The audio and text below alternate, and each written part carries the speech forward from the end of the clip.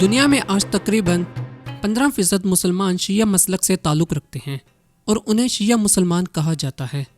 شیعہ ایران، عراق جیسے ممالک میں اکثریت میں موجود ہیں، جبکہ دیگر مسلمان ممالک میں بھی ان کی قابل ذکر اقلیت موجود ہے۔ نظاری اسماعیلی، جو اسماعیلی مسلمانوں کا سب سے بڑا گروہ ہے، شیعہ اسلام کی دوسری سب سے بڑی شاخ ہے۔ ان کی تعلیمات میں اجتہاد، کثرت پسندی اور سماجی انصاف کو مرکزی حیثیت حاصل ہے۔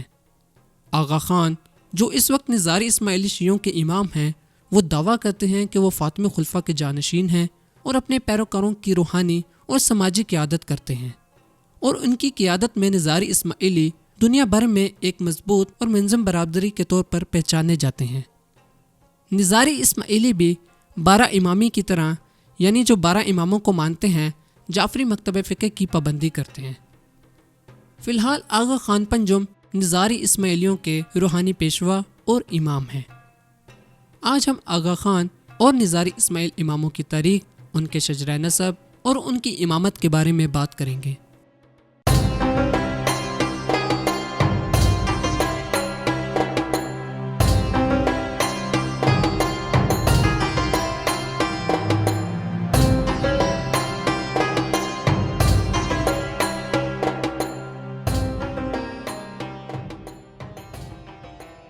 جیسا کہ آپ جانتے ہیں، اسلام کا مذہب حضرت محمد صلی اللہ علیہ وآلہ وسلم کے ذریعے قائم ہوا، جو کہ ایک مذہبی رہنما اور سیاسی رہنما دونوں تھے۔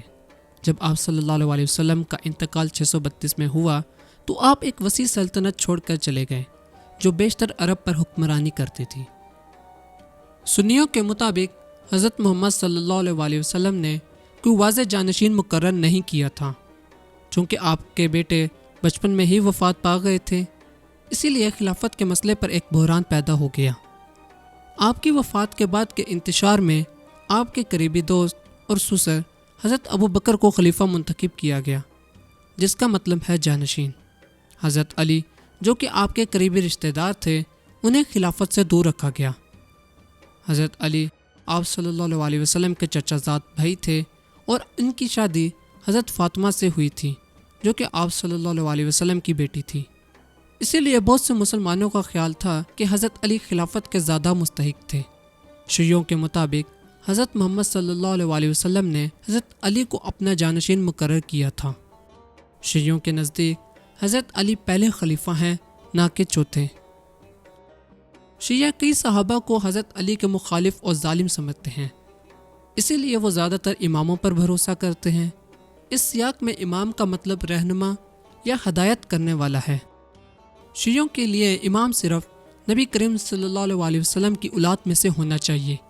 شیعوں کے نزدیک امام معصوم ہوتے ہیں اور امام کا حکم آخری ہوتا ہے۔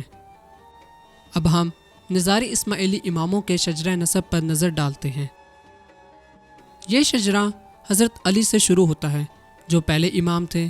نبی کریم صلی اللہ علیہ وسلم اور امام علی دونوں ہاشم کی نسل سے ہیں، جو ان کے پردادا تھے۔ اسی وجہ سے نبی کریم صلی اللہ علیہ وسلم کے خاندان کو ہاشمی کہا جاتا ہے۔ ان کی اولاد میں سے عرب کے 2 بڑے خاندان بنو ہاشم اور بنو عباس تعلق رکھتے ہیں۔ حضرت علی کی حضرت فاطمہ سے شادی ہوئی، جن سے ان کے 2 بیٹے تھے، حسن اور حسین۔ امام علی کو 3 مرتبہ خلافت کے لیے نظر انداز کیا گیا۔ تیسرے خلیفہ عثمان ابن عفان کی شہادت کے بعد پہلا فتنہ شروع ہوا اور مسلمانوں میں خانہ جنگی شروع ہو گئی۔ اس صورتحال میں مسلمانوں نے علی ابن ابی طالب کو چوتھا خلیفہ منتخب کیا، جس کی مخالفت بنو امیہ سے معاویہ بن ابی سفیان نے کی۔ ان کی خلافت کا دور معاویہ کے ساتھ ایک خانہ جنگی سے ہی متاثر ہوا۔ امام علی 661 میں شہید ہوئے اور ان کے بڑے بیٹے الحسن دوسرے امام بنے۔ اگرچہ کچھ لوگوں نے انہیں اگلے خلیفہ کے طور پر تسلیم کیا، لیکن امام حسن نے خود خلافت کا عہدہ چھوڑ دیا اور خانہ جنگی کو ختم کرنے کے لیے معاویہ کو خلیفہ تسلیم کرنے کے لیے بنو امیہ سے معاہدہ کر لیا۔ اس کے نتیجے میں بنو امیہ کا دور حکومت شروع ہوا۔ اس کے بعد امام حسن زیادہ تر عوامی زندگی سے دور ہو گئے، یہاں تک کہ انہیں 670 میں زہر دے کر شہید کر دیا گیا۔ شیعوں کا عقیدہ ہے کہ یہ زہر انہیں معاویہ بن ابی سفیان نے دیا تھا۔ امام حسن کے بعد ان کے چھوٹے بھائی الحسین تیسرے امام بنے۔ نظاری اسماعیلیوں نے ہمیشہ اس بات کو برقرار رکھا ہے کہ امامت صرف موجودہ امام سے براہ راست اولاد کو باپ سے بیٹے یا پوتے کے موروثی نسب میں وراثت میں مل سکتی ہے، جو امام علی سے شروع ہوتی ہے اور پھر امام حسین اور اس طرح ان کے موجودہ امام شہزادہ رحیم تک۔ نظاری اسماعیلی امام علی کے بڑے بیٹے امام حسن کو امام نہیں مانتے، بلکہ وہ انہیں امام المسعودہ کے طور پر دیکھتے ہیں، یعنی وہ شخص جو معاشرے میں با اثر ہوتا ہے اور امام کی جلا وطنی کے دوران ان کے امور کی نگرانی اور انتظام کرتا ہے۔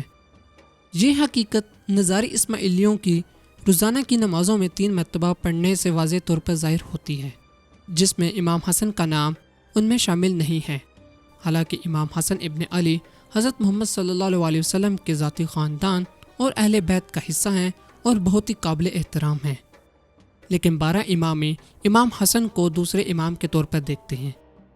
جب معاویہ بن ابی سفیان 680 عیسوی میں فوت ہوئے تو الحسین اسلامی خلافت کی سیاسی کشمکش میں آ گئے۔ معاویہ نے اپنے بیٹے یزید کو اپنا جانشین منتخب کیا، جو کہ خلیفہ کی پہلی وراثتی تقرری تھی۔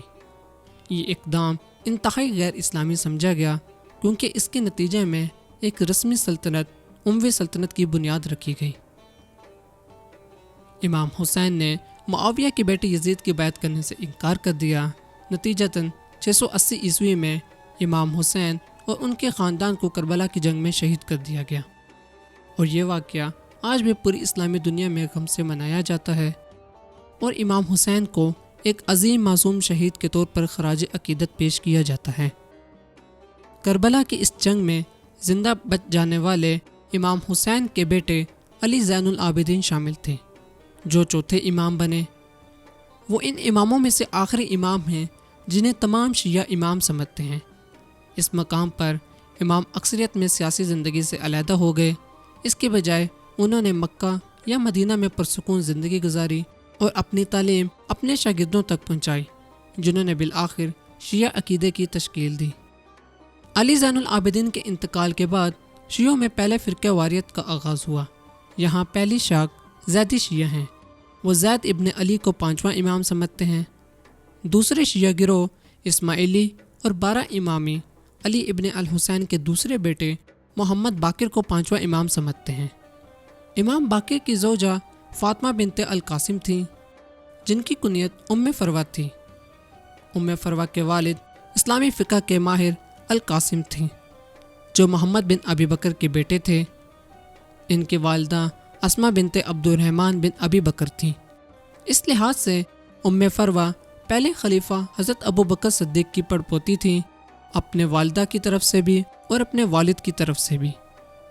ام فروہ سے ان کے بیٹے جعفر بن محمد الباقر اور عبداللہ محمد بن الباقر تھے۔ ام فروہ اپنے علم و فضل کی بنا پر ایک نمایاں شخصیت مانی جاتی ہیں۔ وہ امامیہ یعنی اہل بیت اور اماموں کے قریبی ساتھیوں میں شامل خواتین میں سے ایک تھیں اور بہت ساری احادیث کی راوی بھی تھیں۔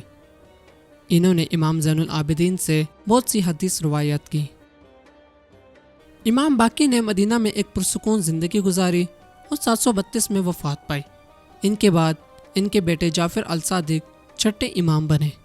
وہ اس وقت کے دوران زندہ رہے جب اقتدار اموی خاندان سے عباسی خاندان کی طرف منتقل ہوا، اور یہ وہ دور بھی تھا جب مختلف سنی مکاتب فقہ نے ترقی کی۔ نتیجتاً انہوں نے اپنا ایک فقہ تیار کیا جسے جعفری فقہ کہا جاتا ہے۔ یہ کہنا غلط نہیں ہوگا کہ جعفر الصادق امام حسین کے بعد سب سے زیادہ با اثر امام تھے۔ اس کی وجہ یہ ہے کہ نہ صرف زیادہ تر شیعہ ان کے فقہ کی قوانین کی پیروی کرتے ہیں، بلکہ وہ سنیوں میں بھی عزت و احترام کے حامل ہیں۔ وہ 2 سنی مکاتب فقہ کے بانیوں یعنی امام ابو حنیفہ اور امام مالک ابن انس کے بھی استاد تھے۔ ان کے بہت سے پیروکاروں نے اپنے اپنے صوفی احکامات کی بنیاد رکھی۔ ان کی وفات 765 میں ہوئی۔ امام جعفر الصادق کی موت نے ایک اور فرقہ پیدا کیا۔ کہا جاتا ہے کہ انہوں نے اپنی زندگی میں ہی اپنے بیٹے اسماعیل کو اپنا جانشین قرار دیا تھا، تاہم اسماعیل امام جعفر الصادق سے پہلے ہی انتقال کر گئے۔ اس وجہ سے جانشینی کے بارے میں سوال اٹھایا گیا۔ بہت سے لوگوں کا خیال تھا کہ جانشین اب ان کے دوسرے بیٹے موسیٰ الکاظم کو ہونا چاہیے، لیکن بعض لوگوں کا خیال تھا کہ امام معصوم ہیں اور اسی لیے جانشینی اسماعیل سے اسماعیل کی اولاد میں منتقل ہونی چاہیے۔ جو لوگ موسیٰ الکاظم کی پیروی کرتے تھے انہیں 12 اماموں کے پیروکار کہا جانے لگا، جبکہ اسماعیل اور ان کے بیٹے محمد کے پیروکاروں کو اسماعیلیوں کے نام سے جانا جاتا ہے۔ اسماعیلیوں کے ذرائع کے مطابق اسماعیل کا انتقال نہیں ہوا تھا، بلکہ وہ امام جعفر الصادق کی زندگی میں زندہ رہے تھے اور ان کی وفات کے بعد اگلے امام بنے تھے۔ انہوں نے 10 سال تک امامت کی۔ بہرحال خود اسماعیلی بھی کئی چھوٹے گروہوں میں تقسیم ہو گئے۔ ایک گروہ کا ماننا تھا کہ اسماعیل کے بیٹے محمد بن اسماعیل کے ساتھ امامت ختم ہو چکی ہے اور وہ صرف 7 اماموں پر ایمان رکھتے ہیں، جنہیں 7 امامی یا سیونز کہا جاتا ہے۔ دوسرے گروہ کا دعویٰ تھا کہ اسماعیل کی کئی نسلیں امام بنیں، لیکن وہ عباسی خلافت کے خطرے کی وجہ سے پوشیدہ رہے۔ 765 سے 909 تک ان چھپے ہوئے اماموں نے اپنے نمائندے کے ذریعے پیغام رسانی کی، جنہیں دائی کہا جاتا تھا۔ دائی ایک خفیہ نیٹ ورک تشکیل دے رہا تھا جو اپنے مقصد کے لیے حمایتی تلاش کرنے کی کوشش کر رہا تھا اور اپنی تعلیمات اپنے پیروکاروں تک پہنچا رہا تھا۔ یہ صورتحال 909 میں بدل گئی جب عبداللہ بن الحسین نے خود کو مہدی قرار دیا۔ دائی بھی اس پر تقسیم ہو گئے، کچھ نے عبداللہ کو مہدی تسلیم کیا جبکہ بعض نے ان کا انکار کیا۔ اس کا انکار کرنے والوں میں ہمدان کرامت نام کا ایک شخص بھی تھا، جس نے کرامتی فرقے کی بنیاد رکھی۔ کرامتی اپنی بغاوت کے لیے مشہور ہیں، جو انہوں نے عباسی خلافت کے خلاف کی تھی۔ انہوں نے گوریلا حکمت عملی استعمال کی اور جنوبی عراق، مشرقی شام اور مشرقی عرب میں چھاپے ماری۔ کرامتیوں کو زیادہ تر لوگوں نے ناپسند کیا کیونکہ انہوں نے 930 میں مکہ پر حملہ بھی کیا تھا اور مقدس حجر اسود کو بھی چرایا تھا۔ اس عمل نے انہیں ایک بڑا ہدف بنا دیا اور وہ آہستہ آہستہ اس حد تک شکست کھا گئے، یہاں تک کہ بالآخر یہ فرقہ مکمل طور پر تباہ ہو گیا۔ واپس عبداللہ المہدی کی طرف آتے ہیں۔ انہوں نے فاطمی خلافت کی بنیاد رکھی، جنہوں نے شمالی افریقہ کے ایک بڑے حصے اور یہاں تک کہ مقدس شہروں مکہ، مدینہ اور یروشلم پر حکومت کی۔ انہوں نے 1094 تک خلیفہ ائمہ یعنی خلافت کے ساتھ ساتھ اماموں کے طور پر حکومت کی۔ المستنصر باللہ 8ویں فاطمی خلیفہ اور امام جو 1094 میں وفات پا گئے، ان کے انتقال کے بعد جانشینی پر تنازع کھڑا ہو گیا۔ حکومتی نگران مالک الفضل نے مستنصر کے چھوٹے بیٹے المستعلی باللہ کو تخت پر بٹھا دیا، تاہم ان کے بڑے بیٹے نزار المصطفیٰ نے اس فیصلے کو چیلنج کیا مگر شکست کھا کر قید میں وفات پا گئے۔ اس اختلاف کے نتیجے میں اسماعیلی فرقہ 2 شاخوں میں تقسیم ہو گیا، نزاری اور مستعلی۔ نزار کے پیروکاروں کو نزاری کہا جاتا ہے جبکہ المستعلی کے پیروکاروں کو مستعلی کہا جاتا ہے۔ نزاری 2 چیزوں کی وجہ سے مشہور ہیں۔ پہلے وہ حشاشین ہیں جو نزاری فرقے کی پیروی کرتے تھے اور تربیت یافتہ قاتلوں کے ایک گروہ کے طور پر کام کرتے تھے۔ یہ گروہ حسن صبا کی قیادت میں 11ویں صدی میں وجود میں آیا، جو ایک ذہین دائی اور عسکری حکمت عملی کا ماہر تھا۔ حسن صبا نے قلعہ الموت کو اپنا مرکز بنایا اور وہاں سے اپنے پیروں کو سخت تربیت دے کر ایک منظم گروہ تشکیل دیا جو اپنے دشمنوں کے خلاف خفیہ اور مہلک حملے کرنے میں مہارت رکھتا تھا۔ اور دوسری چیز آغا خان ہیں، جن کا ذکر ہم آگے کریں گے۔ اسماعیلی روایت کے مطابق خلیفہ المستنصر باللہ کی وفات کے اگلے سال ایک قاضی ابو الحسن سعیدی مصر سے قلعہ الموت آ گئے اور امام نزار کے سب سے چھوٹے بیٹے جو الحادی کے نام سے جانے جاتے تھے انہیں اپنے ساتھ لے آئے۔ علی الحادی نزار اسماعیلیوں کے 20ویں امام تھے۔ وہ قاہرہ میں پیدا ہوئے۔ جب ان کے پیش رو امام المستنصر باللہ کی وفات ہوئی تو ان کی عمر تقریباً 17 سال تھی۔ 1097 عیسوی میں جب انہوں نے امامت سنبھالی تو ان کی عمر 20 سال تھی۔ اس کے بعد اسماعیلیوں میں اختلاف کی وجہ سے اسماعیلی امامت کا مرکز مصر سے فارس منتقل ہو گیا۔ جہاں حسن صبا نے نظاری اسماعیلی ریاست کی بنیاد رکھی۔ المحتدی نظاری اسماعیلیوں کے 20ویں امام الہادی کے بڑے بیٹے تھے۔ وہ پہلے نظاری اسماعیلی امام تھے جو فارس میں پیدا ہوئے۔ انہیں محتدی اور محمد اول کے ناموں سے جانا جاتا ہے۔ وہ مصر سے شمالی فارس میں منتقل ہوئے، جہاں وہ قلعہ الموت کے قریب ایک علاقے میں مقیم ہوئے۔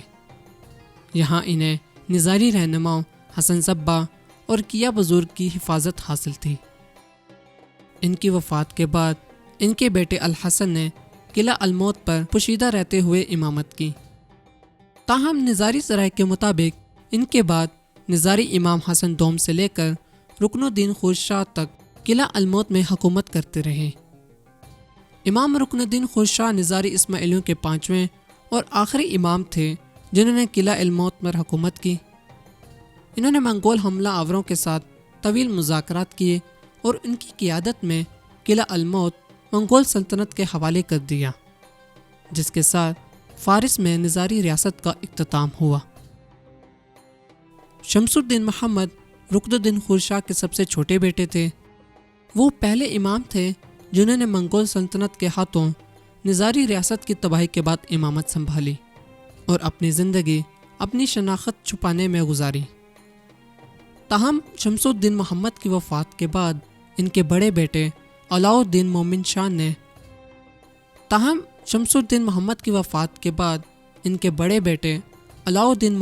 نے اپنے سب سے چھوٹے بھائی قاسم شاہ کے ساتھ امامت کے حق پر اختلاف کیا۔ اس اختلاف کے نتیجے میں نظاری امامت 2 حریف شاخوں میں تقسیم ہو گئی، قاسم شاہی اور مومن یا محمد شاہی سلسلہ۔ تاہم نظاری روایت میں اس تقسیم کا ذکر نہیں ملتا۔ ان کے درمیانی بیٹے کیا شاہ نے امامت کا کوئی دعویٰ نہیں کیا۔ ابتدائی طور پر مومنی سلسلہ زیادہ نمایاں تھا، لیکن آج یہ صرف شام میں چند ہزار پیروکاروں تک محدود رہ گیا ہے، جبکہ قاسم شاہی سلسلہ زیادہ مقبول ہوا اور موجودہ نظاری اسماعیلیوں کی اکثریت اسی سے وابستہ ہے۔ آج قاسم شاہی سلسلہ آغا خان کی قیادت میں جاری ہے۔ قاسم شاہی سلسلے میں پہلے 3 اماموں نے اپنی زندگی پوشیدہ حیثیت میں گزاری۔ علی شاہ، جنہیں ان کے حکومتی لقب المستنصر باللہ ثانی کے نام سے جانا جاتا ہے، نظاری اسماعیلی قاسم شاہی سلسلے کے 32ویں امام تھے۔ ان کی امامت کے دور میں نظاری طریق کے انجمن دور کا آغاز ہوا، جو نظاری تعلیمات کے احیاء سے منسوب ہے۔ نظاری روایات کے مطابق شاہ نظار دوم نے 1680 عیسوی میں اپنے والد علی خلیل اللہ ثانی کی وفات کے بعد امامت سنبھالی۔ اپنی امامت کے ابتدائی دور میں انہوں نے انجمن دان، جہاں ان کے آباء و اجداد 2 صدیوں سے مقیم تھے، چھوڑ کر قریبی گاؤں کہک میں سکونت اختیار کی، جو نظاری اماموں کی نئی رہائش گاہ بن گیا۔ سید حسن علی نے اپنے والد سید علی کی وفات کے بعد امامت سنبھالی۔ ان کے پیشرو مرکزی ایران کے غیر معروف گاؤں کہک میں مقیم رہے تھے۔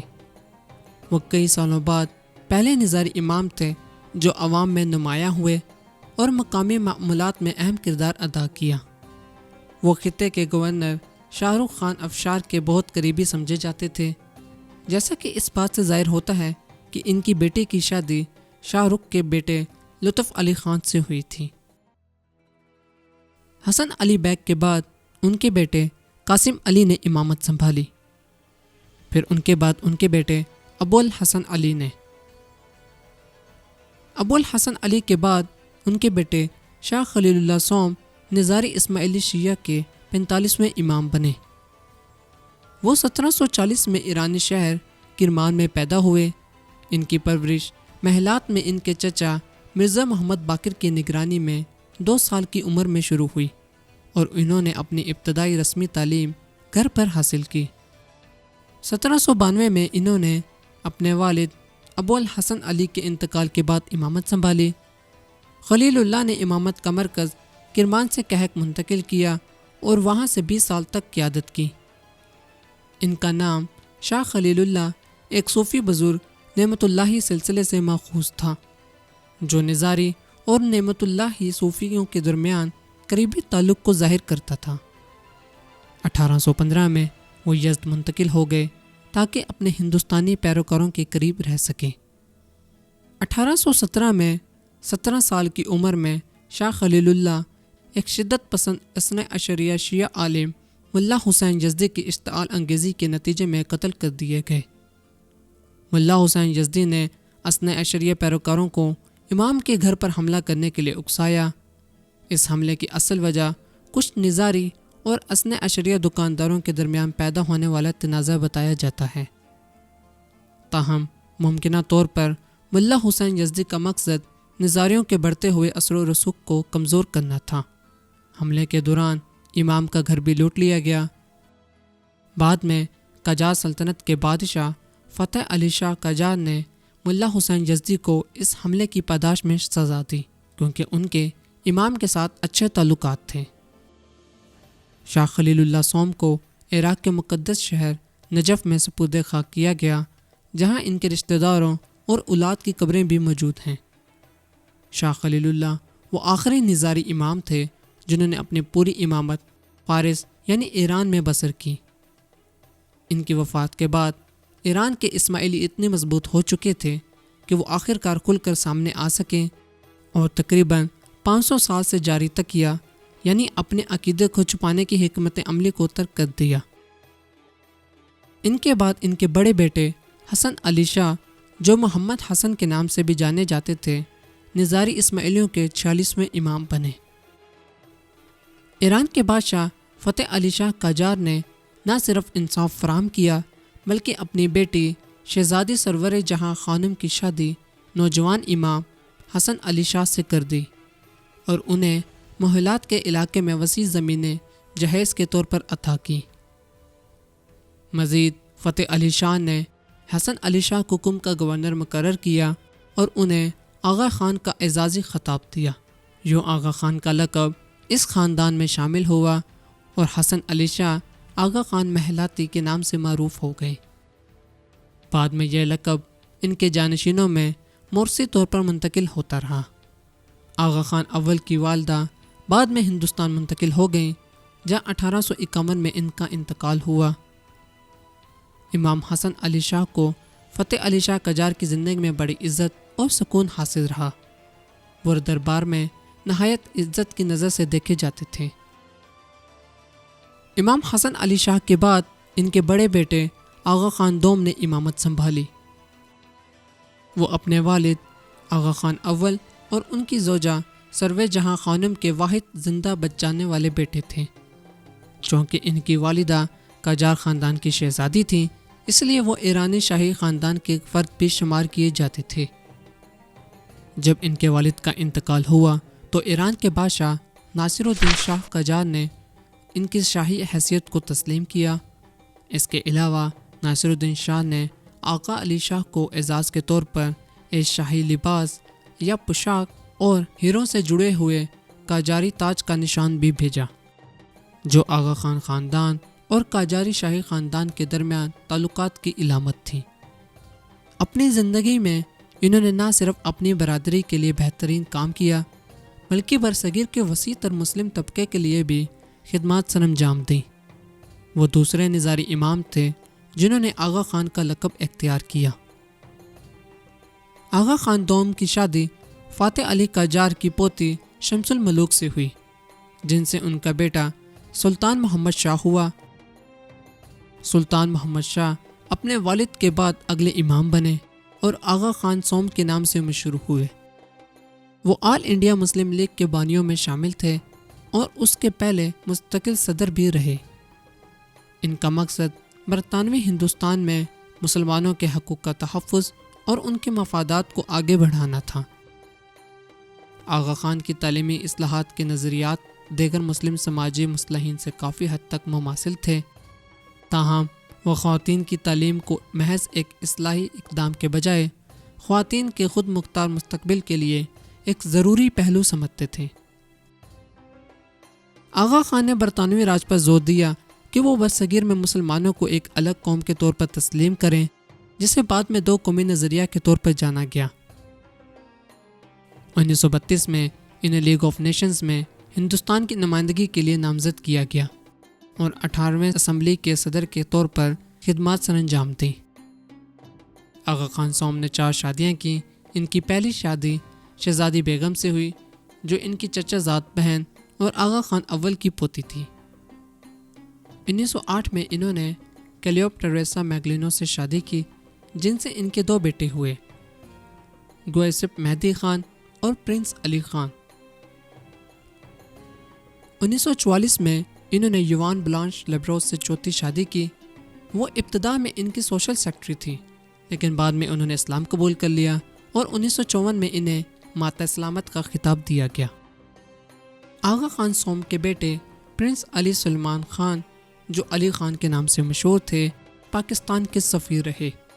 وہ 1958 سے 1960 تک اقوام متحدہ میں پاکستان کے مستقل نمائندے کے طور پر خدمات انجام دیتے رہے اور جنرل اسمبلی کے نائب صدر بھی رہے۔ پرنس علی خان آغا خان کی پہلی شادی جان برابرا سے ہوئی جو جان یارڈر بلر کی بیٹی تھی۔ ان سے ان کے 2 بیٹے ہوئے، پرنس کریم آغا خان اور پرنس امین محمد آغا خان۔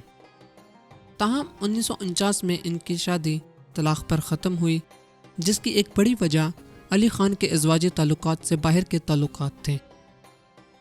اس کے فوراً بعد علی خان نے مشہور امریکی اداکار ریٹا ہیوت سے دوسری شادی کی جن سے ان کی بیٹی شہزادی یاسمین آغا خان ہوئی۔ تاہم یہ شادی بھی کامیاب نہ رہی۔ بعد میں علی خان نے پاکستان کی اقوام متحدہ میں سفیر کی حیثیت سے خدمات سر انجام دیں،